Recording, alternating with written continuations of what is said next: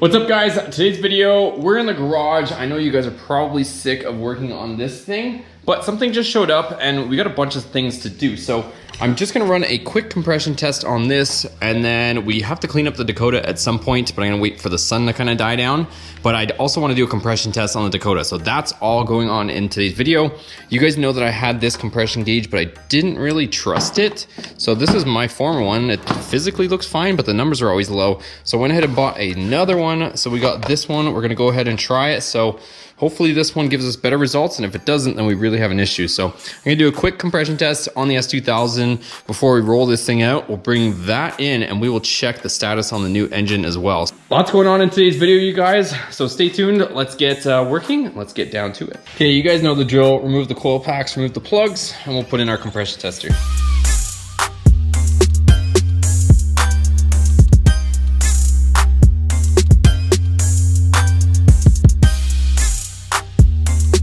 All right, moment of truth, guys. Let's see what this gauge says. So we'll go ahead and crank it over from inside the car, and I already removed my fuel pump fuse, so it's not gonna be dumping fuel in the cylinders and skewing our results. Let's see what she does. Okay, so I gave it an extra crank or so, and it hit pretty much 210. So let's see what the next cylinder says. We'll release this air. All right, so we're showing about 185 on this cylinder, you guys. So not as bad as what we were looking at yesterday. Obviously 185 PSI is still quite a bit, but definitely a lot lower than where it should and could be. So this one was really scary when I used that gauge. So obviously this motor is getting tired. I have zero history on it, and who knows, right? So anyways, 185 on the second, but that was showing like 150 or something way lower. So at least the numbers are higher, but you definitely don't want this much variance between cylinders. Let's check cylinder 3 and 4 since there's only 4 of them, and we'll have an idea of what she looks like. All right, so cylinder 3 is exact same as cylinder 2, 185. You guys can see that, it's just a little bit over 180. So same as cylinder 2, let's see what 4 is. And cylinder 4 is the same, 185. Kind of strange, right? So 2 through 4 are the same. Let's check number 1 again, just for whatever reason. I don't know why number 1 is so much higher, but the rest of them are pretty consistent. That one still wants to be at 210. So anyways, that's the results. Definitely not blown up, but she's tired a little bit. So no smoke or anything like that. So I don't know, you guys, the thing doesn't smoke, doesn't do anything too weird, but at some point it looks like we might need to rebuild, or depending on how hard we push this thing or continue to push it. So anyways, good news that nothing is dead, but you know, we are gonna probably have to rebuild something at some point. Anyways, let's button this thing back up. Dakota time.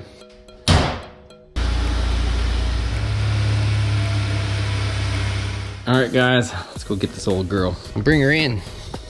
Woo, you guys miss being in here? Good old Dakota with the new engine. She is ready. Look at that. Just fires right up. So I'll go ahead, we'll pull it in, and we'll test her out. See how healthy this engine is. Okay, so she's in here. You guys already know the deal. One thing is, this exhaust that's on here leaks like crazy, and it doesn't sound all that good the way they have the muffler stuff set up. So at some point, one of our buddies that subscribed to the channel, he's gonna hook us up with, you know, readdressing the exhaust system on this. So I'd like to, you know, readdress it, but let me know in the comments below what you guys would want to see. I don't think I'm going to come out the very back like a traditional setup. I kind of want to do like maybe like a slash cut, double out the passenger side. I think that would be kind of cool. I'm probably going to come out over here, just with it being a single cab, such a small truck. If I put it here, it would look cool, no doubt, but it's going to be so loud coming out there. It's not going to give us much room to put a muffler in. So I was thinking maybe a nice slash cut, double or single there. Let me know in the comments below what you guys would think, but we'll be attending to that in a few weeks here too. But for now, for today, let's go ahead and see what the health is on this engine that we got, which you guys know of. If you haven't seen that video, I'll link it above, but let's do the compression test on this old girl. Okay, one thing is make sure you pull your fuel pump relay, which in my case is this guy right here. So pull that out, because otherwise you're gonna be dumping a ton of raw fuel into your cylinders and washing out the cylinders not a good thing to have. So you want to make sure your fuel pump's not coming on every single time you do this and just dumping fuel in there without it igniting, because it'll cause more issues than you guys know. So anyways, that's pretty much it. Let's go ahead, remove our wires, remove the plugs, and do the test. One other thing you guys will see me do is I have my air nozzle here.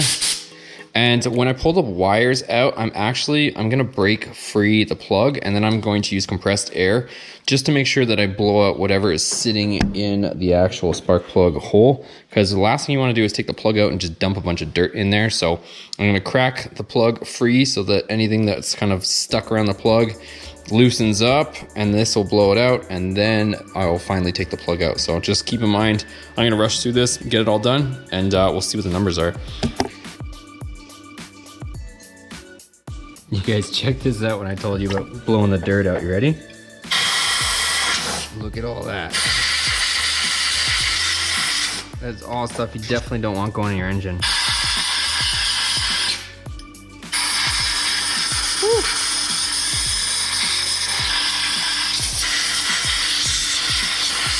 Oh no, we're back to the NGK plug thing. Don't worry, I checked and it has a line on the P on the bottom.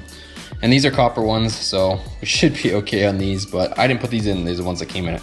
Okay, we'll go ahead and do one at a time. So I'm not gonna take every plug out, but let's just test and see where we are at. Other reason why I don't wanna remove every single spark plug, kind of like we did with the S2000, but the S2000 has a sealed spark plug valley, whereas these aren't, because I don't wanna be sucking in any potential dirt in the other cylinders while we're doing this. So anyways, we've got cylinder number 2 here. So let's go ahead and crank it over and see what we got.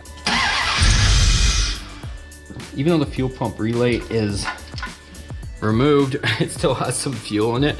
So I'm gonna remove our coil pack wire, so our 2-wire plug that goes to it. I'm also just gonna unclip the injectors. Probably not necessary, but I don't want the injectors dropping whatever fuel is in the actual rail into my cylinders. So I'm gonna go ahead and just unplug them quickly. They're all numbered, so don't be scared about doing this, you guys.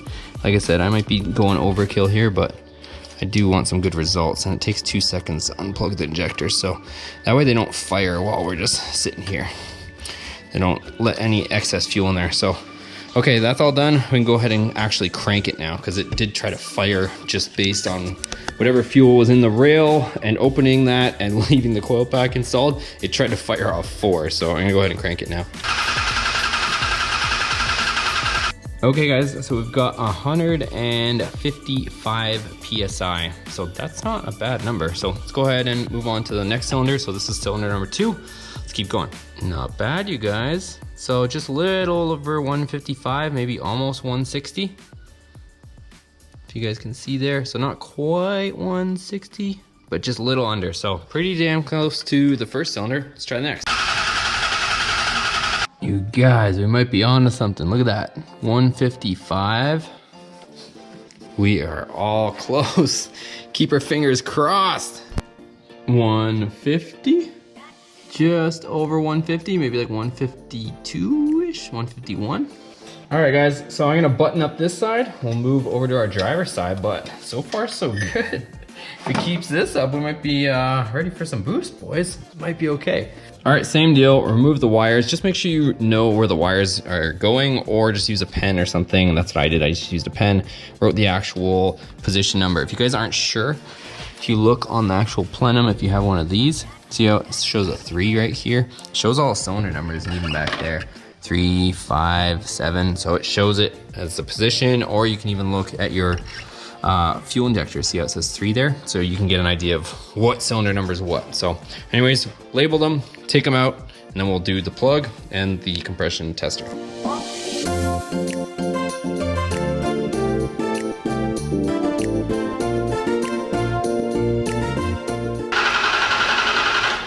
£160.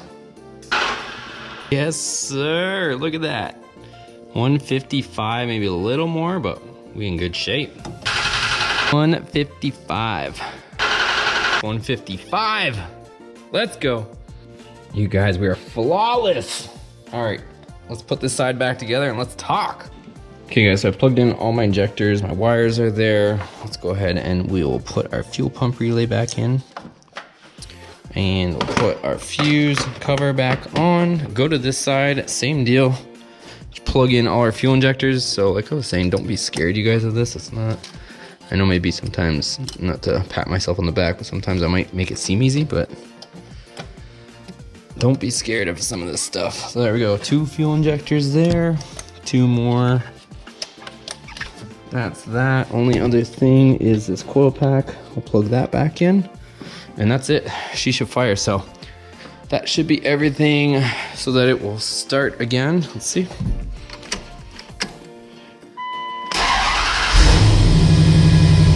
So that's it. Only thing is check engine light's probably upset with me because I unplugged everything, but we'll clear that, no big deal. Okay, you guys, so now comes the part where we talk game plan. So here is where I'm at. So we have the Viper, that's not really a practical vehicle. We have this, which I'm not really driving this one just because this is more of my baby that I don't want to mess with too much. So I'm not going to turn this into a daily driver. And the S2000, you guys already know the deal with that. It's like full track car. So reason why I've been kind of, haven't really told you guys too much, and it's kind of going to depend over the next few weeks, is I may be daily driving this and I don't want to make it unreliable. So that's kind of the big thing with this right now. But based on what we saw just now, this engine is ready to go. So I mean, it's in perfect, well, I don't want to say perfect, I might jinx ourselves, but it's in, you know, good health. It's pretty much 155 PSI across all cylinders. So I don't know, like I said, I don't know the history on it. The person we bought off claimed they rebuilt it not too long ago, but regardless, it seems like it's in good working order. So we could potentially, and I think that's probably not a bad idea, is to maybe push this engine with some boost. So I would be willing to put the supercharger kit back on this and get us back on track. And you know, in the meantime, we can crack that open, mess with that. So I kind of touched base on that last week. And what I wanted to say is, we have an engine stand. It's actually just outside there, but I have an engine stand. I just was missing one of the arms from it. Jonathan, you know, is it tight? He gave it to us. So the only thing was it was missing the actual one of the arms. So I had to order one of those from Jegs. So that's on its way. And then we'll get that thing mounted up. I can get rid of that stupid thing finally, and we can actually open up this engine. But in the meantime, this engine is in perfect health. So we could potentially put the supercharger back on it and send it with that and just see what happens. I still do really want to put a better drivetrain in this, you guys. I really would like to put some sort of Hellcat or something, you know, more, I don't know, more capable in here. But where I was going with this whole thing is I might have to daily drive this just for a little bit, unless I turn the S2000 like into some sort of daily driver. But that thing is like rock solid and stiff, and even if I swapped out wheels, took off our race tires and took off the race brakes, every time we want to go to the track, you have to put all that stuff back on. So trying to figure out how to balance all this and at the same time keep this whole YouTube thing running with you guys. So you know, you guys can help me by making sure you watch the videos, make sure you let the ads run if you guys have time, sharing the videos, giving a thumbs up, and always dropping a comment. So always giving me your 2 cents. Doing all those things will get these videos up and going.